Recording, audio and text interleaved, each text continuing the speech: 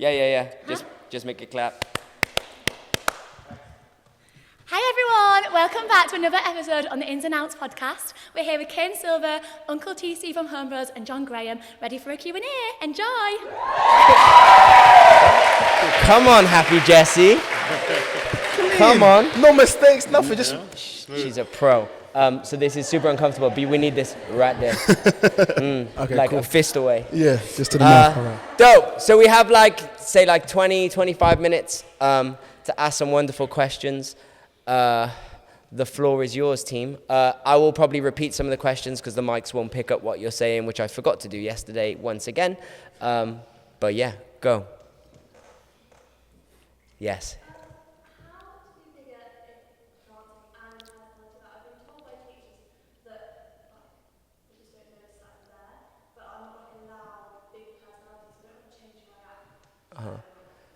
So like how to stand out. Ooh, how to change out without compromising yourself. I don't think you necessarily have to compromise yourself, but you also need to understand like you're competing for a share of people's attention, you know? So like I'm a natural introvert, so being in like a performing career is not something I ever forced. So I just fell in love with dance and then followed that. But I also realized that some things needed to be adjusted. So, you know, if you're dancing, you need to dance big to get noticed sometimes. I mean, quality counts, so, you know, dancing big just for the sake of it's not necessarily a good thing, but, like, I feel like there are always going to be some compromises we have to make in some way, and especially when we're thinking about a career. If you want to think very strategically, professionally, then, you know, one thing I do like about the fact, especially now I'm retired from performing, I would be similar in some ways, I think, characteristically to what you just said. But I never felt like I had to necessarily change who I was. But the other thing is, I think we're also like like as individuals, there are many sides to us, and you might discover other sides to you, or other people you meet during your journey might bring new sides out to you, you know, out of you, excuse me. And in terms of just physically taking up space when you're dancing, that's just a bit of practice, like you know, saying to yourself, okay, I think we all do sometimes, we convince ourselves we've less time than we actually have. And trying to take more time to make, let's say if your goal is to dance bigger, to really think of the range of motion you can take up, you know? And even if you feel like you're a bit late, because you're gonna have to build a new habit, and building new habits takes breaking old habits, so it's gonna be a lot of repetition, then you're gonna have to consciously say to yourself, okay, well, even if this means I'm late, like on the music, I know I need to build this new habit of dancing bigger, and then I will be able to catch up. You know what I mean? It might but with any change, there's going to be a period of discomfort. So you may just need to be able to, or willing to go through a period of discomfort to then find a better result. And in terms of character, I don't think you necessarily have to change your character, but like I said, as you'll get older and your character will change naturally, because that's what happens to us. And as you meet people who may bring other sides out to your character, that may just take care of itself. You know, but just from the physical side, that would be kind of conscious practice in a certain manner would be the best thing I could say. Oh, me? If you've got anything, I'm not saying you have to, but Okay, I would just say it's hard when obviously people have different like qualities, personalities, stuff like that. I feel if you're quite introvert or you're naturally shy, that's fine. You've got to find ways to now still be able to hold space in that element. So again, example, if I'm teaching class and someone's very, very big and loud over here, but someone's very, very quiet, but the movement is very, very, very eternal, I'm still going to be tied to that person to watch them quiet because it's true. So don't be afraid to be small but be powerful. Yeah, so silent movement or small movement can be very, very powerful as opposed to just being big all the time. But it's about how much you believe in what you're doing. So again, if I started a freestyle and I barely moved, but my face is captivating the whole audience, you're going to watch me. Besides someone over there doing a backflip. Does that make sense? So don't worry about having to match up in terms of energy-wise. It's the intention and the performance of your face and how intentional your movement that is going to capture someone in the room, even if it's one person. Cool? Hopefully that helps. I try and, like, for an exercise to, my goal is I want to command space when I dance. So I'm like, if we're traveling, I always want to make sure that I know I can travel the furthest I can possibly travel if I need to, or I can jump the highest to get the lowest. So I always think of going to the end of every extension that I have. Or I remember Devin Jameson saying, imagine you're dancing and it creates a bubble. around you. And every time you move, you push your bubble a bit bigger. And by the end of me dancing something, I should have this huge space that I've used. And that's what I try and do to like stand out, to make dance big. Granted, that can't always be the case, because if you're in a class and there's no space, you can't live like that. But when you get a moment to, that's where I'm like, okay, watch, I'm 5'8". So it's quite hard for me to stand out, because normally I'm around people who are a lot taller in the dance world. Like Belle said yesterday, we have to dance really big and like utilize it. So that's kind of like one of my little superpowers, that if I'm next to someone who's huge, I know you're still going to see me, because I will command the space with my body and performance, even though physiologically they can take up more space. Do you know what I mean? But just practice going everything to its full extension, and then you'll know when it's wrong, because it'll feel wrong. But then you'll get to find the balance of in between, I think. Any other questions? Go. For someone that's like still starting with hip hop styles, what would be like the foundations you'd recommend trying to learn first, or just trying to do everything? So new to hip hop, what styles do you think you should focus on first? I feel like this is a you two question. I think it depends what music you like most. Like, as in what. So for me, like hip hop was the music I listened to growing up, and then when I discovered there was a dance that went with it, that made me love the dance even more. Like, it wasn't the dance I discovered first and then I liked the music. I liked the music first. So I would listen to the types of music that go with the dances that you might be interested in learning, and then just kind of say, okay, which music speaks to me most right now? You know what I mean? And that might change. You know, it's like before I moved to London, I wasn't all that interested in like music from the 70s and then the styles that kind of came from like, you know, the funk styles. But then coming to London, and we have people like Jimmy, you know, who really taught it so beautifully and kind of transmitted their love for it. That made me really into it, and now I love listening to music of that era, you know? So for me, it would be music that would drive, but that would just be me, you know? Professionally, you would maybe, if you wanted, because I do think the hard thing with all these Q&As for me is that we can ask questions, and there's two ways we can look at it. You can look at it from a business and professional side of dance, or you can look at it from the personal and kind of exploratory side of dance, right? And I feel like we all love that side of dance because that's the expressive side. But being a good pro is a different matter. You know what I mean? Because what you guys like, no one gives a, you know what I mean? Because they're going to pay, if you're looking to be paid, you need to kind of fit into their brief. So I think that's always something you should bear in mind with questions that you're asking, that like, you can exist in the dance world in both ways. And I think there are more and more avenues for you to kind of stay in that kind of expressive lane. But you also have to understand, if you do want to be a professional working dancer, especially if you want to dance in the industry, that you're going to have to kind of, part of you is going to have to fit in those briefs. You're not going to fit every brief, of course, but you're going to have to fit in some of those, you know what I mean? So it could be like, if you're talking that you want to kind of discover the hip hop and the street-based styles, it's also thinking, okay, well, what do I think is going to be the most useful for me work-wise? If you're looking at it from a professional sense. If you're just looking at it from a personal development and exploring the kind of music and cultures, then yeah, I would always go with the music that speaks to you most first, would be my advice. I would say, what do you like? Simple and plain. Because I started in school, my first style that I learned was breaking, and breaking is still my first love. And then from breaking we learned popping, and then locking, and then slowly hip-hop choreography. But that's just the route we were given because we were in a dance club and then joined Boy Blue like a year afterwards. So I was in a framework of how the structure of the company was. But in terms of if I see something on YouTube or a video and I'm drawn to breaking, I love that. I want to learn that one first. Does that make sense? Like, don't be so caught up in trying to learn everything at once, because it's hard to do that. But if you say you love breaking, popping, and locking, you like all three of them, cool. Just dictate your time to each one at different time frames, where you're, okay, a month, just locking. A month, okay, now popping. A month breaking, and slowly you're gonna grow in all of them slowly. But like you said, if you're talking from a professional point of view, where you want to go into industry and you're like, okay, cool, a lot of jobs require tricks, for example, then you know breaking at that moment in time will probably be the best one to go to, so you can adhere to all the tricks and then be in those audition and castings where you have all that ammo to give. Whereas if it was like, we need people that can do shapes and isolation, you're going to go to popping, because that's where that comes from. And you're going to be excelling in that style to go to these places like, yeah, boom, I have these. Make sense? So you can do a bit of both, but don't always go to what you actually like and love. Like I said, the music drove him first. So if you like break beats, then cool. If you like funk beats, then you're gonna hit the popping. If you like a old school 70 disco sound, you're gonna hit locking. So always like enjoy the music as well, like 'cause that's what will drive you to whatever style kind of first, and then you're gonna just keep going from there. Yeah.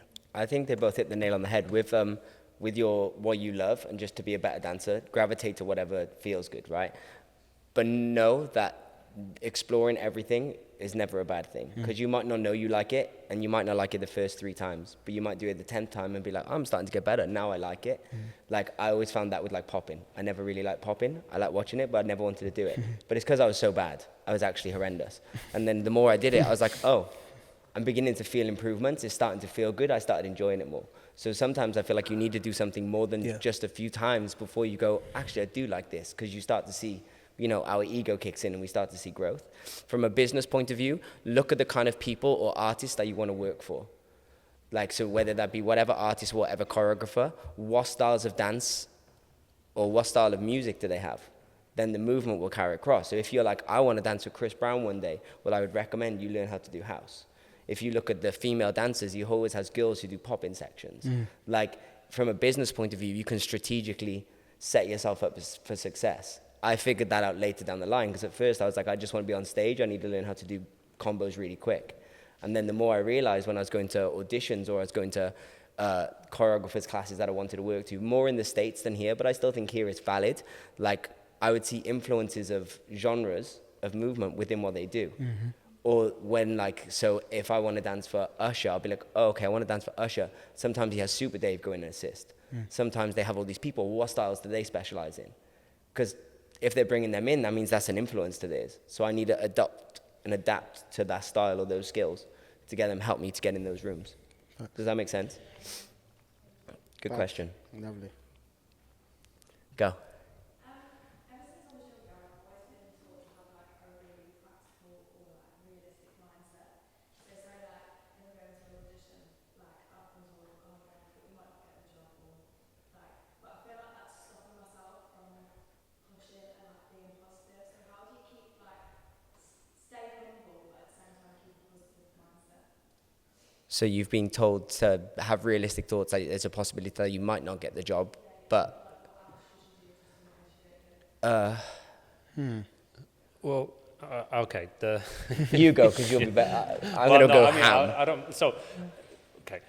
Realistically, with every audition you ever go to, the chances are you're not going to get. As in, literally, if we're just talking the chances, you know what I mean. I'm not saying you're not going to get it, but like, as in, It's a numbers game. Yeah, you're one of 2, 3, 4, 5, 6, 7, 8, 9, 1,000 people going, right? So if we're going to do percentages, if you're one of 1,000 and they need 4 people, right? You have a 1 in a 250 chance, which is 0.04%, Come on, maths. right? He's got a degree. He's got a degree. No, sorry, 0.4%. But you know what I mean? Like that's very low percentage, right? So actually, what you've been told is correct, but that shouldn't make you any less confident than anyone else is there because they have the same chance as you. Do you understand? Like, it's part of what we're all choosing to do.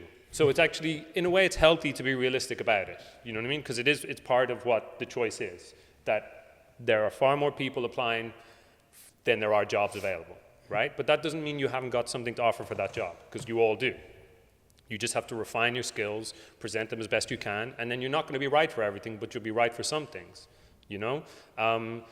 Like, everyone has their own method of staying positive or kind of maintaining a healthy kind of mental state, you know what I mean? And I think more and more now there's more attention paid to that, and there's more information available, there's more support available, so make use of that. There's someone who used to dance when I first moved to London, Zoe Aston, who's gone, and now she's a psychotherapist, and she released a whole workbook called Your Mental Health Workout, which is about giving you these strategies to help you stay, especially if you're a performer, stay in a healthy state of mind, And she's not the only one. There are plenty of other things, but I'm just using her as an example. And everyone has their own strategies. Some people lean on their friends, some people lean on their families, some people just lean on themselves, you know what I mean? So yeah, there's no right or wrong. There's no right or, honestly, almost every question you guys are going to ask, there's not going to be a right or wrong.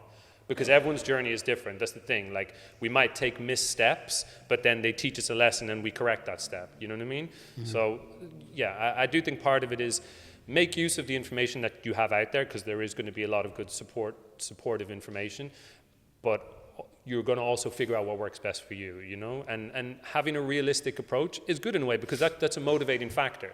You know, it's like, okay, I know that the competition is tough.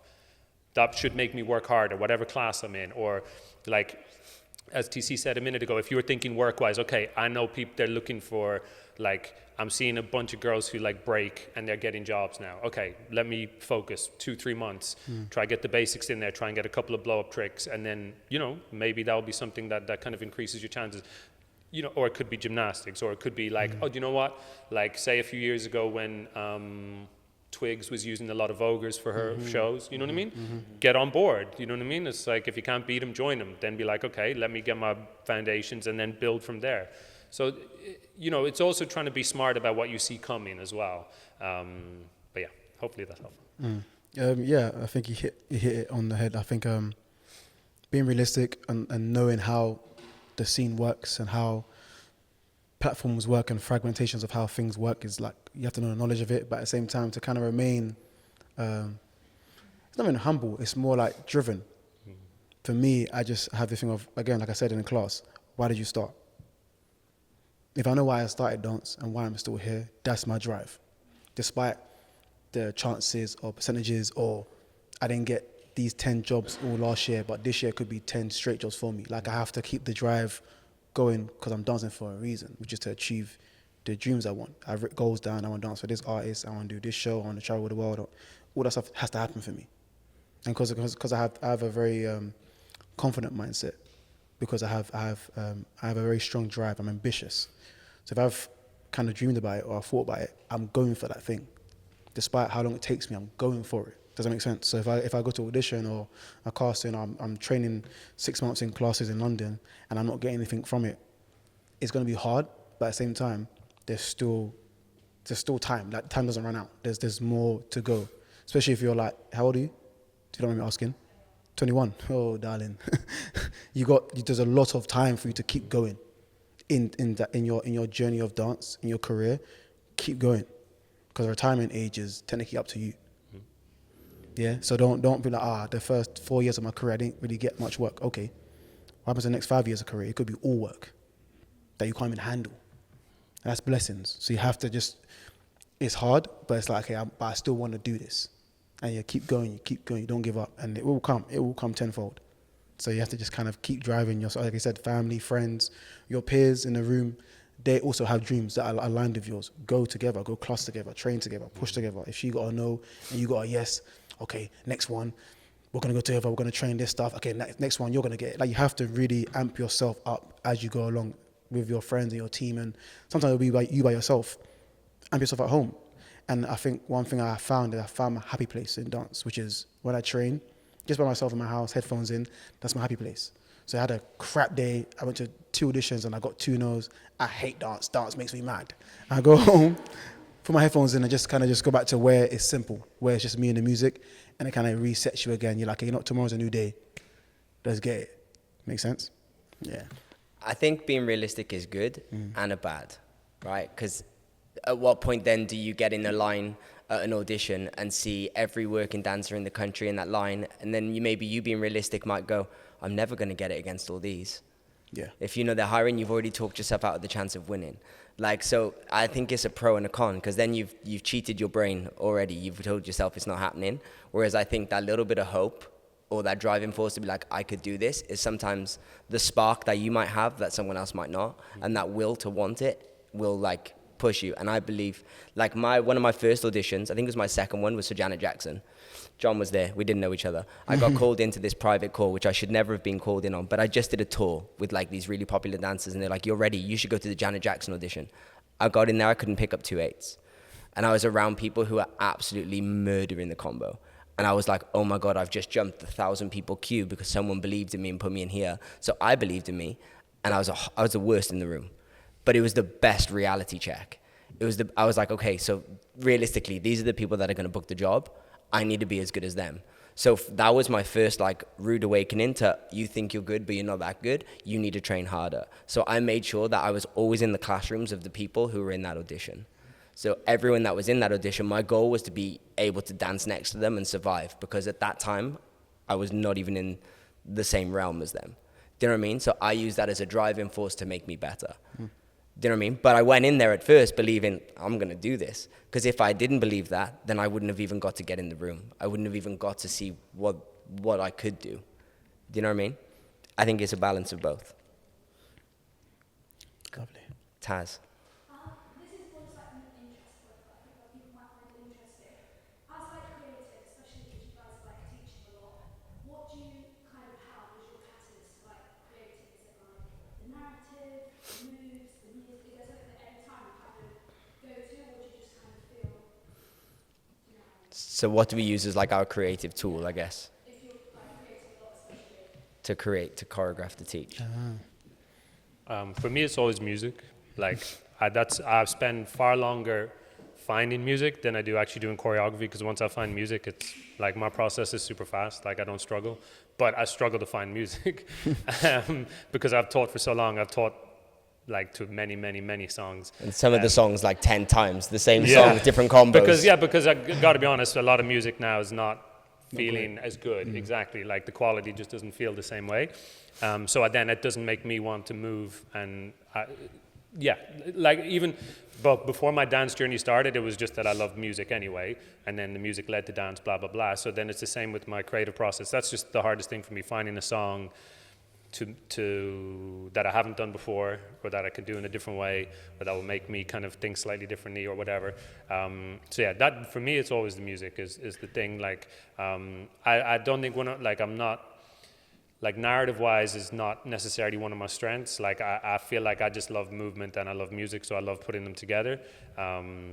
But I do love seeing narrative. Like there are other people who are genius at that, and I love to see that. You know what I mean? But it's not necessarily, not necessarily. It's just not one of my strengths. You know. So yeah, for me, it's always music. Yeah, same. Music is. I said it in class. It's the bread and butter. Without music, there isn't really a dance tool to it. So it's like as soon as you hear a certain track, it's gonna give your body and brain. It creates that initial spark. And if it does lead to conceptual stuff or, narrative stuff, then fair enough. But it can just be pure movement on the track itself, or you want to emulate the lyrics, or you want to emulate the beat pattern, or you want to feel like you're the artist who made the track. Like when I hear a song, I always try to embody the artist and the producer at once. So that's why I focus heavily on musicality, because I want to be like, I made the track like I'm the artist, and also I produce it like the producer. So I can show you the song in and out.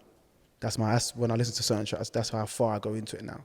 And it took me years to get to that point. Before it was just, I hear the beat, the bass, the snare, the violin, the drum, I hear that. But now I'm trying to go really inside to like, how much can I really, really hear? And then how can I express it to someone else for them to hear it? And that's what drives me to create like choreography, or if it's for my crew or it's for a video shoot, is how can we really emulate the track to show it to its best form. So like an example, a Timbaland beat has nuances of amazing sounds. How do you show that in video form or in stage form or in freestyle form? It's the track. Everything else it will come afterwards. But yeah, music is key, really. Yeah. Same thing, music. My goal is to try and be the visual representation of the sound. So it has to make sense. Like I want to be able to watch it on mute and then watch it on unmute and go, oh yeah, that makes complete sense. Sometimes you watch someone's routine and there's no volume to it, and you're like, could be anything. And then it comes on and you're like, wow, not what I thought. Like to me, that means it's a bad job. Like even if we don't use necessarily if it's a popping track, even if it's not popping, but it still needs to make sense with the music. It still needs to visually bring those noises or that feel to life. It should feel like it sounds to me. I challenge myself because obviously I teach 9 million hours a week. And like the hardest thing is finding music. So what I do sometimes is I set myself up for failure and to not really enjoy it. And I find songs that I don't like. So like I recently choreographed to like J-Lo, De Niro. I think it's one of the shittest songs of all time. I think it's so bad. But I was like, do you know what? Like if I can make something good to this and I can make this work, like that's challenging my creativity. It's pushing myself to make something which, like, if that was a job, if someone come in and was like, here's a brief to choreograph this, whether it's for a show or something, like, we don't always like the music, but we have to somehow bring it to, we have to bring it to life. So I find ways to challenge myself to make it fun so I still grow. because I don't get to train very often. I don't get to learn very often. So how am I still going to develop as a teacher? You know, so if I can't be in dance classes, I have to be able to develop in other ways. So I develop myself by pushing myself creatively to use music that doesn't inspire me, that doesn't like relate to me at all. Or I did a Chris Brown routine. It's not necessarily how I would choose to dance, but I was like, if this was on stage, could he dance and sing it? Challenge myself to do it enough that there's enough dancing that is visually pleasing, but that he'd still have to sing it and not lip sync. So I find different ways to challenge myself to create new material and create things, because at the moment it feels like pulling choreography out of my ass every day. So I have to come up with narratives or games to challenge myself. I don't know. Angel. In terms of like time and using time wisely, do you think it's more important to like perfect one style or try and be good at everything? Do you think there's such thing as putting your eggs into one basket? So to be a master of one or a jack of all, right? What would you say is better? I have a bit of a, it's weird. My journey's been a bit split like that. So initially we started off in school and then going into Boy Blue, where we learnt all the styles over all the years.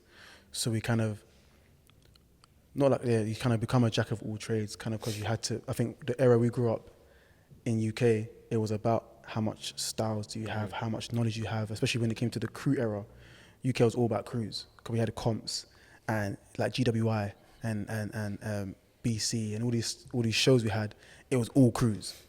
You can't go on stage as a solo act. It's crew. So as a company, who had the best company is basically everyone who could tick all the styles and just make a dumb set. But then that slowly changed, where the last, let's say, 5-6 years, everyone's much more on their own solo journeys of like, I want to be me, or me and as someone's like a duo. We want to be like branding. It's branding. How much your brand shines now to the UK or to the world, and now people are now being specific about the styles they have to be a master of something that you can now a leader of a niche. So funny enough, me and Curtis, when we started our Afro journey, we had no plan. It was just, we love to dance. We're from Ghana. A new song's come out. We're gonna tackle it. And then slowly, from 2011 or 2010, 11 to now, we are now considered the masters of that community in UK. So now we're headed that niche market. So jobs that come to this country that have anything to do with Afro, a lot of time is coming to us, or we know about it, or we can send dancers to it, because we're referred to as like even consultants for that market, because we are at the top of the table for that niche. So that's a very, very good thing business-wise. If you want to handle one certain sector and become the boss of that, you can do that, but it takes a while. And you have to be confident enough in that in your journey to have other stuff around you that keeps your money kind of flowing in, that you're focused on one thing by itself, that when it comes to the end of it, you're flourishing out. But it's a risky one, especially depending on what style it is. So like, say if you started doing Vogue 10 years ago, where Vogue wasn't really a thing here, but now it is, you would be at the top of that pool because you were doing it way back when no one cared. Now everyone cares about it. You got a lot of smoke now on you to just work left, right, and center. Whereas if you're doing a style that is kind of open to most, which is hip hop, everyone does hip hop. Everyone does most of the funk styles in this country for the past 20 years. It's harder to be out of those chains unless you were there from back then. Doing it now, much harder. So if you can master multiple styles as a young dancer, you're kind of better off doing that now for the sake of work and being an asset in a room. Whereas you can do freestyle, you're clean, you got 4 or 5 styles to you, and you can do tricks. Yeah, does that make sense? So it depends on the kind of path you want to take and how confident you are. Like, so like the breakers now, those who have been breaker the past 10 years plus are smiling because now most of them have been put into Team GB for breaking the Olympics, the first ever one. So that is something you have to trust yourself is not saying they knew it was coming, but they stuck to the style to the point where now those who are the best in this country are Team GB. Does that make sense? Whereas if you're not a breaker and you're trying to jump in breaking now, it's a bit harder to be in that pool chain because they've been doing it for the past 15 years. Whereas if you're someone who can break in, pop in, lock in, hip hop, Vogue, whack and crump, I need that person to do anything. So it depends on where you want to go and how you want to kind of orchestrate your path. But you can do either if you do. But the master of one is very, very. It's a lonely kind of path, and it takes a lot of grit to get to that point where you're like, I'm cool with this.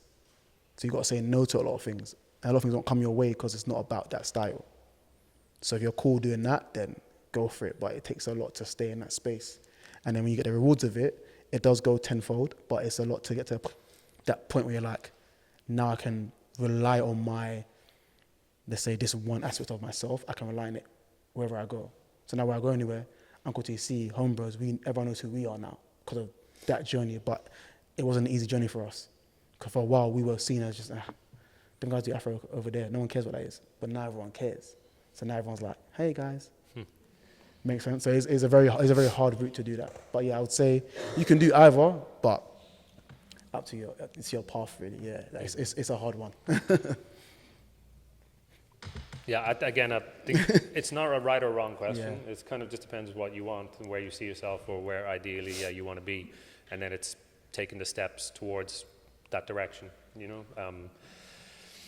Like versatility and adaptability in dance will always be very employable as once it's to a high level.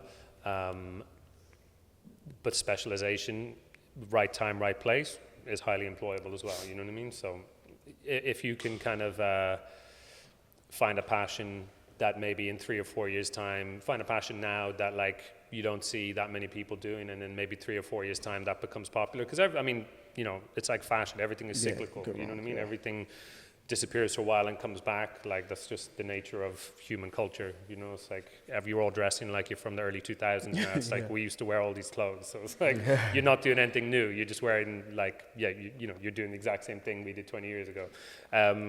And that's just how life works, you know. It's like everything repeats itself because as a species, we kind of get influenced, and then someone think they're kind of bringing something back in a new way, and then someone will tell you like, oh no, that was done years ago. It's like, you know, when the moonwalk was done on Top of the Pops for the first time, then people were pointing to these tap movies from the 50s that the moonwalk featured in, you know what I mean? So it's like, it's just the way culture works. And in terms of your choice in terms of training, it's just a very personal choice. Like you just have to think, okay, where do I want to be? What do I think will help me get there? And take the first step and see what that leads to, you know?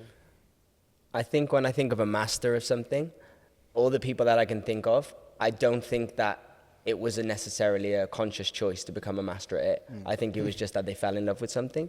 Because for me to be like, I'm going to be a master of popping, like I don't love it enough. Even if it's a conscious decision, I'm not going to enjoy the journey. I'm not going to enjoy the grind. I'm not going to enjoy the hours. Like, so I think people who are masters of something, they're a master of it because they love it. I don't think it was a business move. I think it's just that that's what they fell in love with, and they just kept doing it until they got really good at it. My other observation of masters of things is that they're a master of that, and they're great at that, and that's what we know, but they're actually they're quite well versed in other things, and that's why they're a master at that, because they have transferable skills. So if we look at like people from the UK, so if we look at Frankie J, like everyone's like, Frankie J would be like our representative of a house dancer, I'd say. Facts. Right? Frankie J went to contemporary school. Facts. Like, and he can break. And he can do everything. Like, you know, like if you look at Brooke, like what's Brooke a master of? Lock-in or pop-in? Because he can do both, but he can also do choreo. He was also a British gymnast. He also went to Bird and did tap, ballet, contemporary jazz. Yeah. If we look at Dixon's a master of pop-in or contemporary. Well, cool, that's not by coincidence, it's because he's trained in all of the skills. Like when I think of a master, I think they're a master at that one thing because that's what they invested the majority of their time into, or that's what their love was. Yeah. But I think they're a master because they have the ability to pull from other skill sets and other tools. I think that was perfect. That's when I look at masters, I never see that they can do one thing.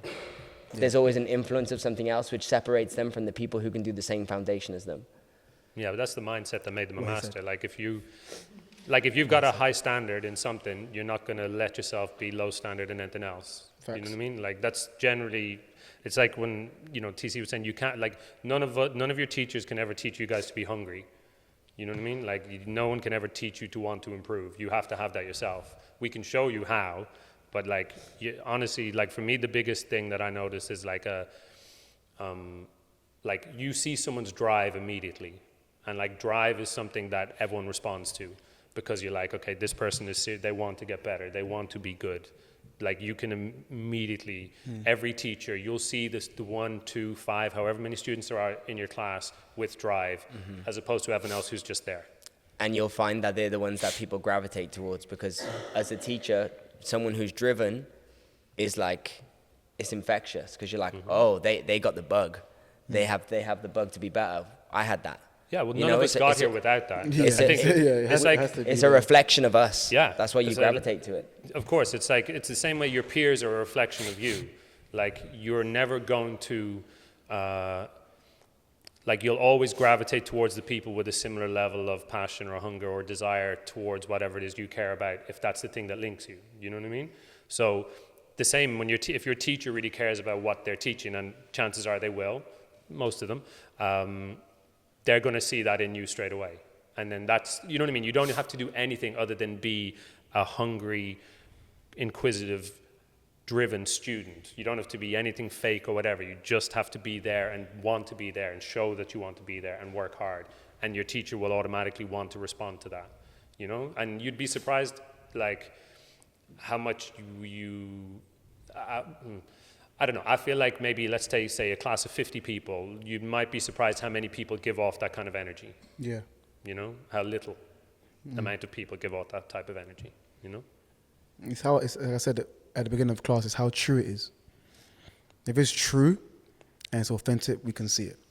Simple as that. If someone's been teaching for like a couple of years or a long amount of years, when we go to any room, any space in the world, really, you can see when someone is there for a particular reason and they want that smoke from you, you can see it. You can feel it from like the first 10, 20 minutes. You're like, yeah, okay, cool. That person in the corner, we got to talk after class. And it's that real. And I've done it many times where we have Home Bros is me and Curtis. Home Fam is our crew in UK. We have a collective called Home Nation, which is our collective crew we've kind of built internationally of students we've taught internationally that have that hunger and that drive to want to learn from me and Curtis and learn our philosophy of Afro and how we approach it.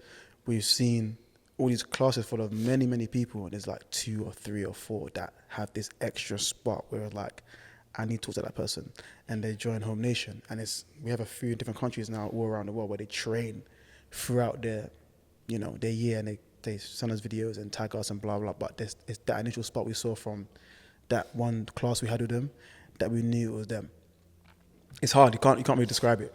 But you know when you see it. It's an innate thing. Yeah, it's hard to describe, but yeah. Dope. One last question. Sorry, Chen Chen's hand was flying up. It's like discussion where you want to speak the brief of hip-hop, but it's not the type of music you've grown up listening to that's not come natural to you. Do you have any advice to sit into that hip-hop feeling and find character when you dance it? So advice to sit into the hip hop character and feel if it's not what you've grown up with or it doesn't necessarily relate to you. Can I go? Go, yeah. I would say, if like anything, you have to dive into the culture of it.